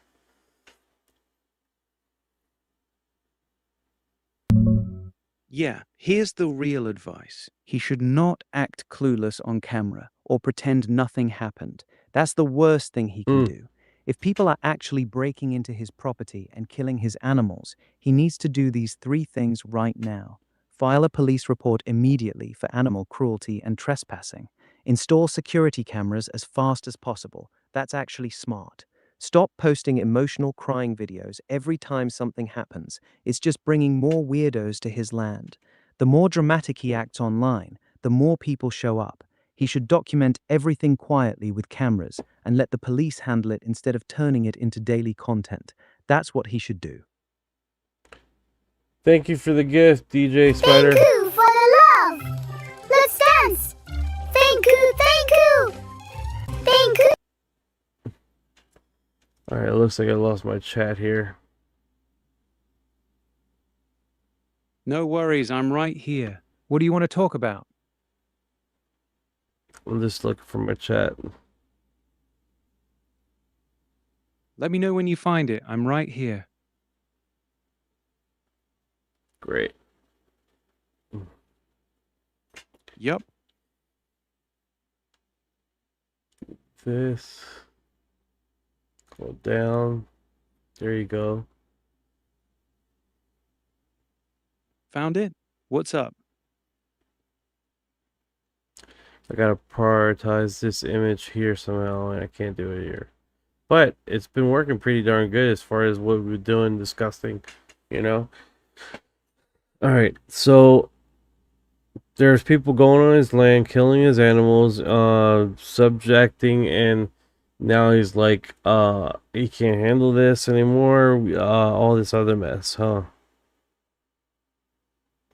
Yeah, that's exactly the problem. The guy went from having a weird light in the sky to now dealing with people breaking into his property, killing his animals, and harassing him non-stop. He's clearly overwhelmed, and it's turning into a nightmare for him. This is what happens when something goes mega viral. The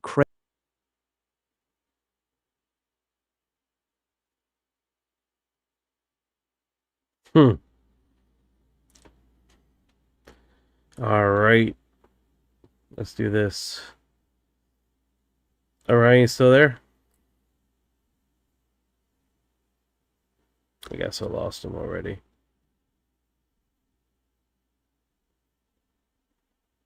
Here with you. Alright, that's what's up. Alright, so initially with this information, right, we can safely say we might get something in the next 2 weeks. I mean, the government works super slow, so if these 2 next drops are not anything, right, if they're big nothing burger, we might see Jeremy Corbell drop some wild stuff in his community, right? As far as UFO disclosure, I don't think he's going to necessarily do that, but stuff that he has recorded, that he has captured, I think that it's going to be a kind of hard sell, like it can't work. Yeah, I hear you. If these next 2 big drops turn out to be nothing burgers, I wouldn't expect Jeremy Corbell to drop some massive game-changing UFO video right after. That's not really how he operates. He usually drops stuff when he wants to, not to fill a gap. And even when he does drop... Good times. Let's see here, guys. Thank you for you guys for dropping by. I'm gonna cut it quits. Thank you for all the gifts, all the heart memes, and just coming by and all the comments. I appreciate it. And if you guys been here this far, you are disclosure.